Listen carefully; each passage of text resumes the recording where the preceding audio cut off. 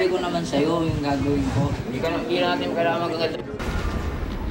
Sinabi ko naman sa'yo yung gagawin ko. Hindi natin kailangan magagad ng pera na JR. Alam natin makakaano tayo ng tao. Sinabi ko sa'yo na gagawa ako ng ano.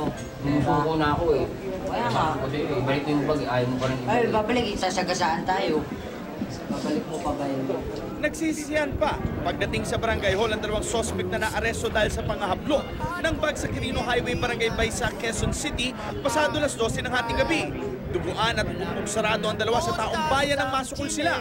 Habang binabagtas ng isang pampaserong jeep ang Quirino Highway, sabilitang kinuha ng sospek na nagpakilala bilang Harold Ganse ang bag ng isang babae na sakay ng jeep habang kasama nitong si Philbert Grencio ay nakaupo sa harapan. Bigla na lang po niyang hinablot yung bag ko. Tapos po, may kinuha po siyang gamit din sa bulsa niya po. Tinutukan po ako. Tapos po, hinila niya na po yung bag ko. Tapos bumaba po siya doon.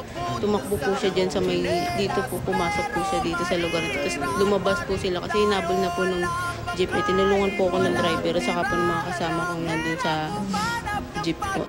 Gawa ko po, nagulat na lang po, hinatak niya yung bag ng babae. Tapos doon po kami nagtago dun sa ilalim ng lababo. Sabi ko, Jay, bigay mo na yan, Jay. Patalo niya ako rin sa kabilang bako. So, ayoko tumayo. Tapos pinagubad niya po ako ng damit. Para daw po hindi kami makita. Tapos nung naano kami, umano na agad ako sa lalaki ko, suko na po ako yan. Na-recover sa mga sospek ang bag ng biktima, isang matalas na bagay at paltik. Ang dahilan ni Grencio, para raw maiuwi ang kanyang mag-ina. Ang dahilan naman ni Ganse, pambayad ng renta ng bahay at panggatas ng anak. Formal namang tinurn over sa pulisya ng mga barangay ang mga sospek para masampahan ng karampatang kaso.